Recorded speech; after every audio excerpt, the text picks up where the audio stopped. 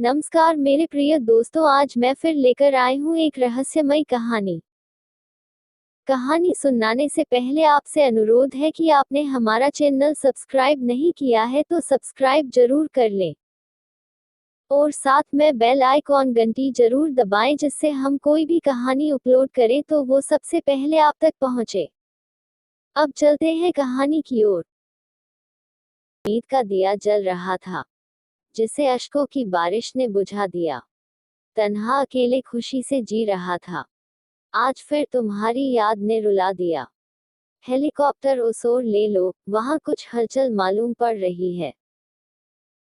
दूरबीन से एक और निचली इलाके में सफेद कोहरे के बीच कुछ काले धुएं सा देख अंबर ने कहा तो बाकी दोनों जवान बंदूक थामे सतर्क हक गए और पायलट ने हेलीकॉप्टर उस ओर घुमा दी। जैसे जैसे हेलीकॉप्टर उस जगह नीचे हो रही थी, कोहरा छटकर वहां की बर्फ से ढकी जमीन नजर आने लगी। एक जगह लकड़ियों का ढेर था जो ऊपर से आधे से ज्यादा जल चुका था। उसी अधजले लकड़ियों से धुआं निकल रहा था। इस जगह जलती लकड़ियां, पर इस जगह तो किसी का भी आना मना है, तो फिर?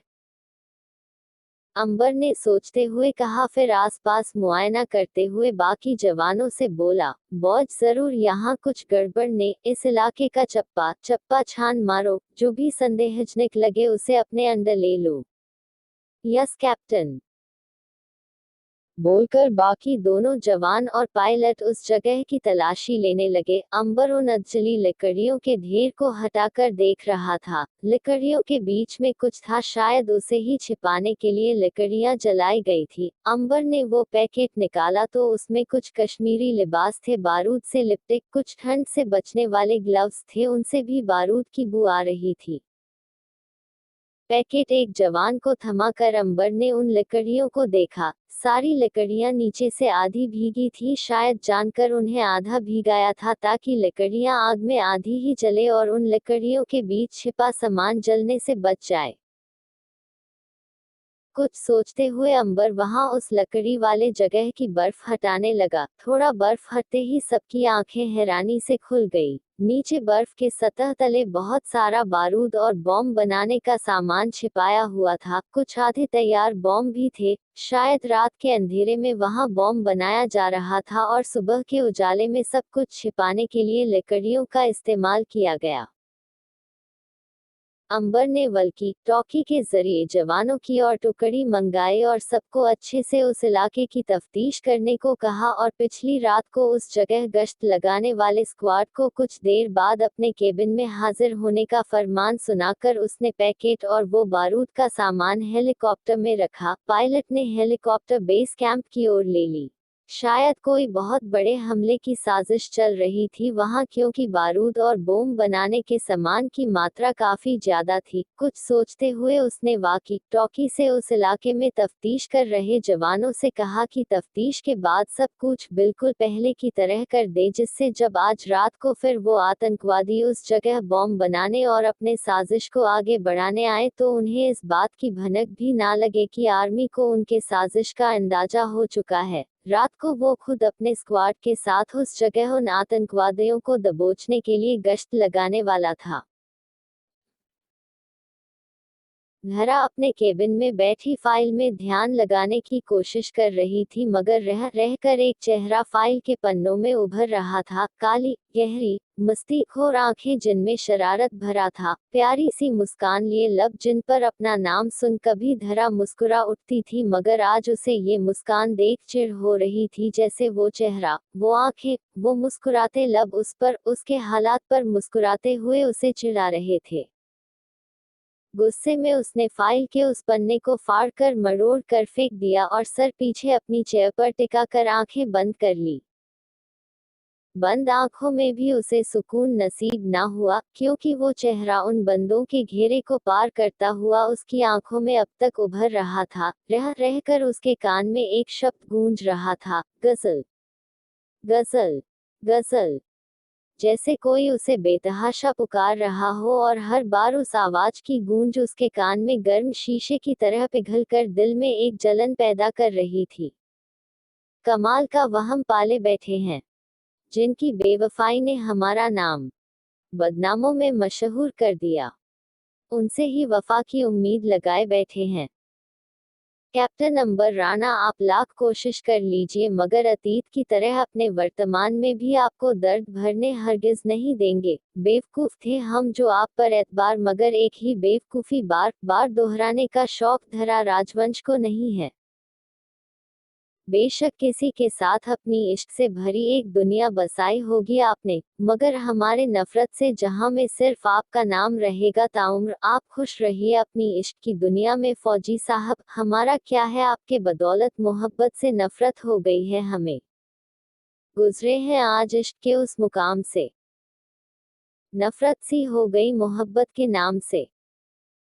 दोबारा किसी से इश्क करे इस लायक आपने हमारे दिल को छोड़ा नहीं, और आपके लिए हमारी नफरत कभी खत्म होगी नहीं। दुआ करते हैं दोबारा कभी आपका चेहरा देखना हमें नसीब ना हो, क्योंकि हमारी नफरत बर्दाश्त करने की काबिलियत आप में नहीं है। अब तक इन आंखों में अपने लिए सिर्फ बेपनाह मोहब्बत और इश्क की जुनूनियत देखी थी आपने। अगर आपकी बदकिस्मती से कभी दोबारा मुलाकात हुई और इन आंखों में तैरता नफरत का सैलाब कहीं आपके वजूद को मिटा ना दे, तुम लौट कर आने की तकलीफ मत करना। हम एक मोहब्बत दो बार नहीं करते।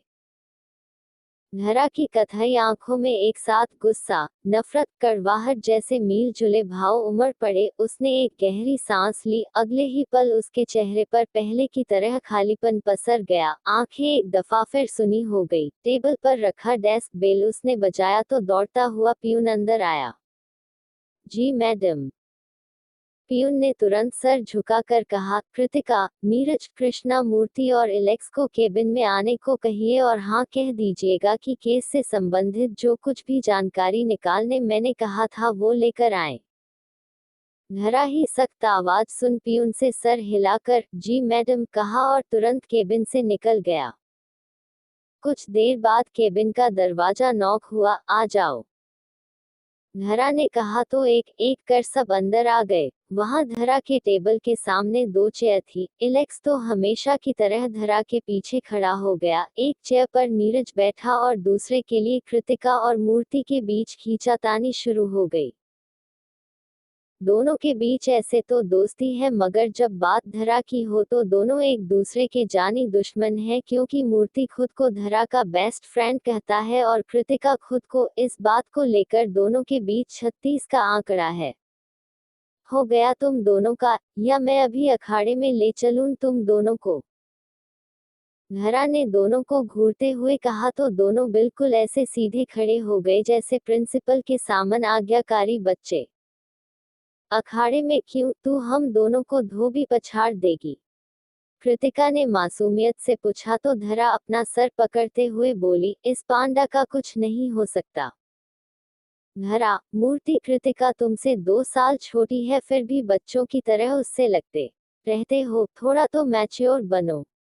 कृतिका, है ना, मैं भी इस इडली सांभर से कहती हूँ कि तू बूढ़ा हो गया है। मैं बच्ची हूँ लेकिन ये इडली सांभर मानता ही नहीं। मूर्ति, अयो पांडा, मैं तुमको बूढ़ा लगता हूँ? अभी तो मेरी शादी भी नहीं हुई। I am only 29। कृतिका, हाँ तो कौन से बुक में लिखा है कि जिसकी शादी नहीं हुई वो बूढ़ा नहीं होता? हे लड्डू गोपाल। मूर्ति, सफेद बाल तुम्हारे सर पर। मूर्ति, क्या? मूर्ति तुरंत अपने फोन में फ्रंट कैमरा ओपन कर अपने बाल चेक करने लगा और कृतिका, नीरज, एलेक्स सब मुंह दबाए हंस रहे थे। स्टॉप इट मूर्ति, तुम इस पांडा की बातों को सीरियसली ले रहे हो? नहीं है सफेद बाल, नाउ स्टॉप दिस नॉनसेंस। धरा ने डपटते हुए कहा तो सब शांत हो गए, लेकिन मूर्ति और कृतिका में चेयर को लेकर धक्कम धुकी जारी थी। पूरी दुनिया सुधर सकती है लेकिन ये दोनों, उफ। बड़बड़ाते हुए धरा ने कृतिका को अपनी चेयर पर बिठा दिया। झगड़े को रफा दफा क्या? टीम, मेरी बात ध्यान से सुनना। यू ऑल नो ये केस बहुत अहम है। आर्मी ऑफिसर्स अपने देश की सेवा के लिए अपने परिवार को अकेला छोड़कर बॉर्डर पर जाते हैं। ऐसे में अगर उनके मन में ये विश्वास ना हो कि उनका परिवार सुरक्षित है तो वो कैसे अपनी ड्यूटी निभा पाएंगे? ऐसे तो फिर देश का कोई बेटा अपने परिवार को अकेला छोड़कर जाने को राजी नहीं होगा। मैं नहीं चाहती किसी भी तरह की कोई लापरवाही हो। कृतिका, तुम उन चीजों की लिस्ट बनाओगी जो हमें वहां लेकर जाना है, जिसकी भी हमें जरूरत पड़ सकती है। नीरज, तुम आसपास के जगहों की जानकारी निकालो क्योंकि तफ्तीश की शुरुआत नजदीकी जगहों से ही होगी। मूर्ति, तुम वहां की लोकल भाषा थोड़ी बहुत सीखो, काम आएगी। एंड एलेक्स, तुम चौधरी परिवार की पूरी कुंडली निकालो। जिस दिन वारदात हुई तब वो लोग एक्जेक्टली कहाँ थे, परिवार के एक एक सदस्य की जानकारी निकालो। वहां जाकर मुझे कोई गड़बड़ी नहीं चाहिए, और मैं मेजर साहब से बात कर लेती हूँ। Am I clear team? एक टीम लीडर के तौर पर सीबीआई ऑफिसर धरा ने सबको उनका काम समझाया, जिसे समझते हुए सबने एक स्वर में उत्तर दिया, यस बॉस। इसके बाद सब अपने अपने केबिन चले गए अपना काम करने। धरा ने मेजर साहब को कॉल कर उनसे कुछ बातें की, जैसे वहां उसे क्या इंतजामात चाहिए, किन चीजों की उन्हें जरूरत पड़ेगी। इसके बाद कुछ इंस्पेक्टर्स की एक टीम के साथ धरा आखिरी बार निकल गई दिल्ली की गलियों में तस्कारी गिरोह से जुड़े आखिरी कुछ लोगों को धर दबोचने। इस बार उसके साथ एंटी करप्शन टीम की भी जारी है। मिलने की उम्मीद नहीं है तुमसे, लेकिन कैसे कह दूं, इंतजार नहीं है।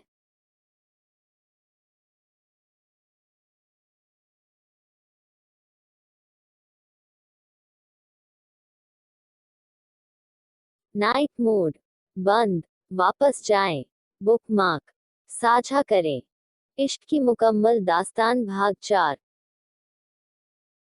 अंबर आर्मी कैंट वापस लौटकर अपने केबिन में बैठा। जो सामान उस इलाके में मिला उसकी तफ्तीश कर रहा था। वो कश्मीरी लिबास उसे कुछ जाना पहचाना लग रहा था। ऐसी कश्मीरी लिबास कश्मीर के कुछ अंदरी हिस्से वाले लोकल पहनते थे, और उस लिबास में एक खास बात ये थी कि उसमें चेस्ट वाले एरिया में कढ़ाई करके एक अजीब सा आकार बनाया हुआ था, एक गोला, और उसके अंदर उर्दू का एक शब्द। शायद ये पहनावा पहचान के लिए था, इसके जरिए वो लोग आपस में एक दूसरे की पहचान करते थे। कुछ सोचते हुए उसने लोकल इलाकों में नाकाबंदी बढ़ाने के ऑर्डर्स दिए और हर चेक पोस्ट पर यह फरमान जारी किया कि स्पेशली उस तरह के कश्मीरी लिबास में जो दिखे उससे पूछताछ की जाए। कुछ देर बाद जो स्क्वाड बीती रात को उस इलाके में गश्त लगाने गई थी, वो अंबर के सामने सर झुकाए खड़ी थी और अंबर उन लोगों को गुस्से भरी नजरों से देख रहा था, पाउटिंग पाउटिंग।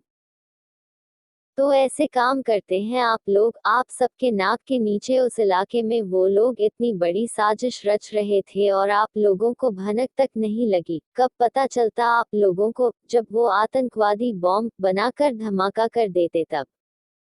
अंबर गुस्से में बोला, जिसे सुन सबकी नजरें झुक गई। एंग्री, माफी चाहते हैं कैप्टन, रात के अंधेरे में हमें पता नहीं चला, उस स्क्वाड में से एक जवान ने कहा।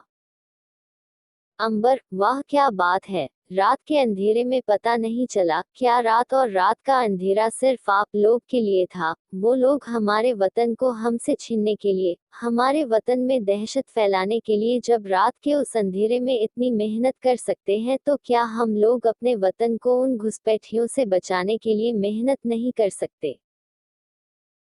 उसकी बात सुन सब सर और नजरें झुकाए खड़े रहे। अंबर ने उन सब की लापरवाही पर सजा सुनाते हुए कहा, आज से एक हफ्ते तक हर रात आप लोग की ड्यूटी पहरेदारी की होगी और दिन में आपके ग्रुप की गश्त लगाने की ड्यूटी होगी। Am I clear?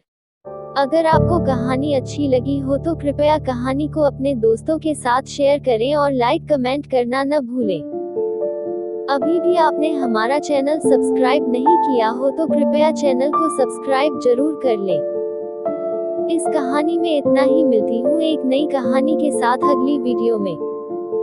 इस कहानी को सुनने के लिए आप सभी को धन्यवाद। आपका दिन शुभ रहे।